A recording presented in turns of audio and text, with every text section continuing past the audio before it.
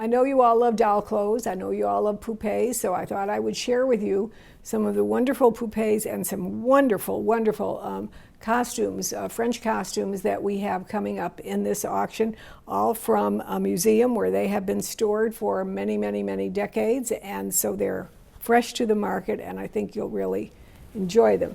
This is not one of the museum pieces, but it is something actually that we sold about 10 years ago, and it's just a wonderful piece. It's a very petite poupée.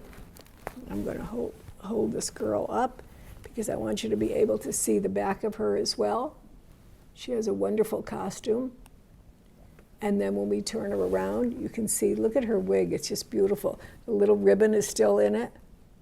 She has bisque hands, which is unusual to find in this little tiny, tiny size.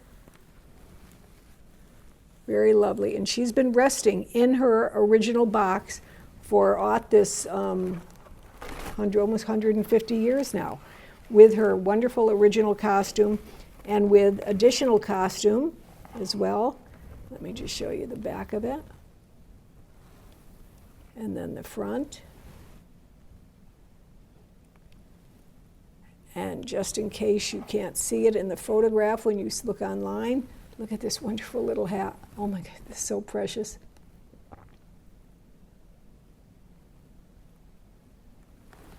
She has she's in one of those celebrated green boxes that kind of date things from the 1860 period. Many of these boxes are the same ones that have the signed Hooray signature in them. In my opinion, that does not necessarily mean that they're from the Hooray boutique. I could be wrong, but I think it was a standard type of box that was used in many of the doll shops during this time. But look at this. This is the most unusual box in the green. And it was made to accommodate to this wonderful little doll stole. Great arrangement. To find something like this in its original box is absolutely great. And the one on top, by the way, has the little feathered muff in it, which is great. So speaking of, let me just show you two other beautiful dolls, fashion dolls that have wonderful costumes. Well, okay, I'll admit it, I pick my favorites. That's okay, I think. And look at this gorgeous, gorgeous girl right here. I love this summer costume on her. The sheer, very finely woven muslin or batiste, whatever you choose to call it, and the fitted gown with the top and trailing ruffles and lace-edged ruffles. Very, very beautiful, with the long extended gown and the bustle back. All right, that's a very beautiful one. And then I want to share with you a slightly earlier lady, this one with super, super body. Wonderful costume. And let me turn it, wonderful jewelry, by the way. When it comes back around, look at the jewelry and look at the train of her gown. And I want to tip her back now a bit so you can just see her wig at the back. It's just grand. And now she's coming around again. And look at her jewelry that matches the jewelry in her hair. And in her right arm, she is holding the little metal gilt ornamental flower holder, which is absolutely a wonderful piece. It's a very gem of a poupée in this auction. Now, in case you already own the poupées or just like to give them extra costumes, there are some other wonderful costumes that came from this museum. This one is my favorite. Natural brown linen. Very simple and yet very complicated in its construction. Beautifully, beautifully done. Turn it around so you can see the back. Look at the way that waist is nipped in at the back. I think that is very, very special and very unique. And the sleeves with their wonderful pagoda wide width flaring out from the narrow fitted top to the widely flared sleeves are just absolutely beautiful. wonderful natural linen suit. And then we have this very lovely ensemble. And this is not signed, although you kind of want to look right away at the waist and see if it is signed, because it is so typically a hooray costume. It does not have a signature on it, though. But in that wonderful fabric, when look at the white blouse on it is particularly unusual, with the very, very voluminous sleeves. Let me turn it around so you can see the back as well.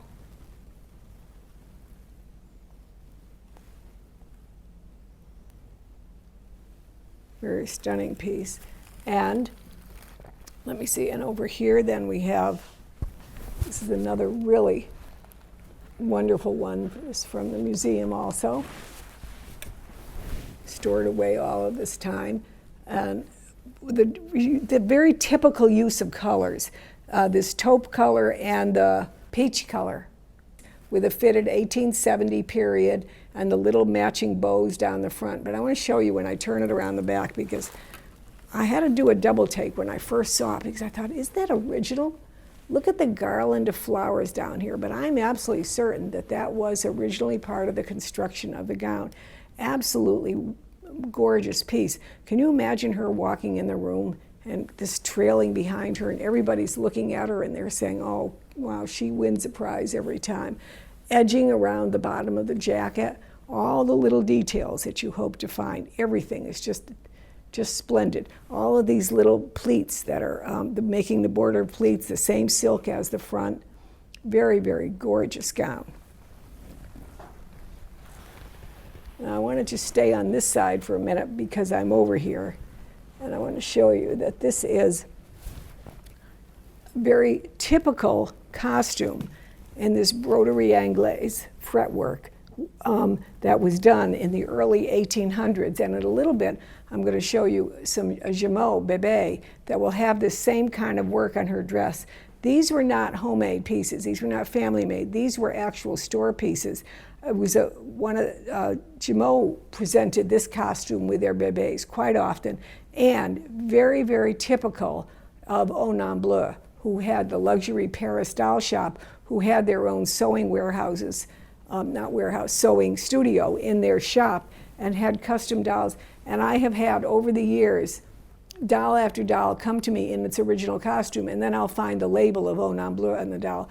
So I've come to kind of conclude that this was one of the signature pieces that they did. This is a very beautiful doll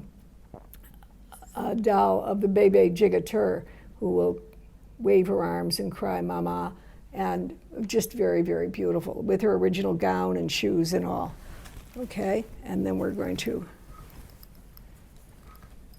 just get ready to show those in a minute.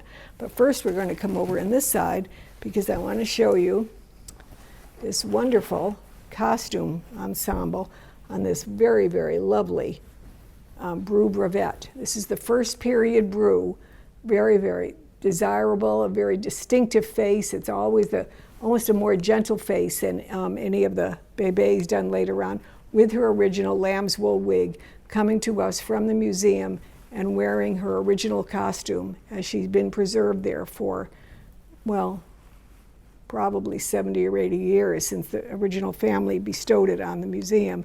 And she is wearing wonderful shoes with the B initial for Brew on the shoes. It's a little museum signature number you see there in ink.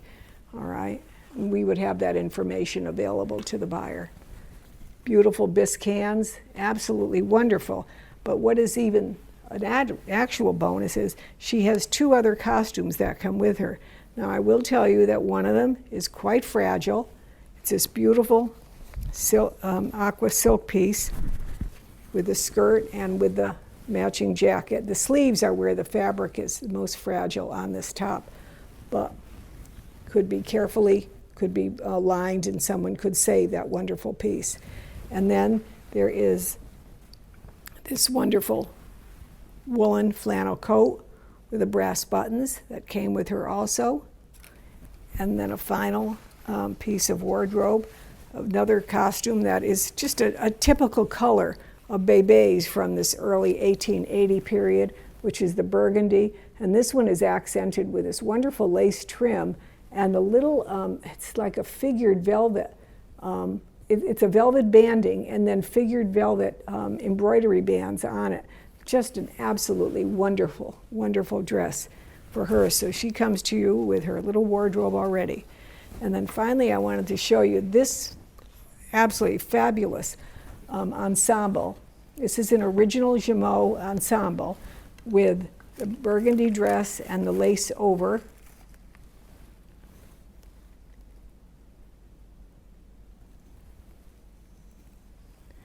Every time you look at these clothes, you see a different detail that you didn't notice before. Like this one has a little bit of detail of the puffiness on the top of the sleeves.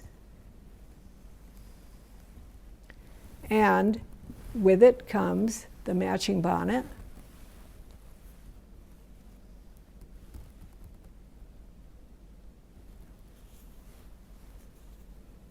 With the same lace trim on the top.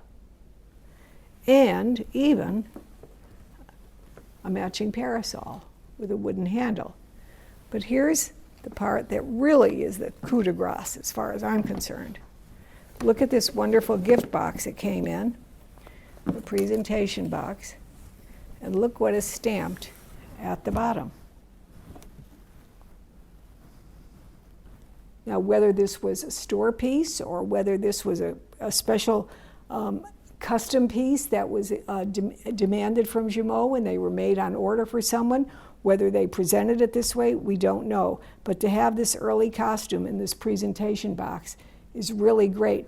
In these early years, they didn't seem to be making a lot of additional costumes for dolls. They were too busy trying to costume all of the dolls that they were selling.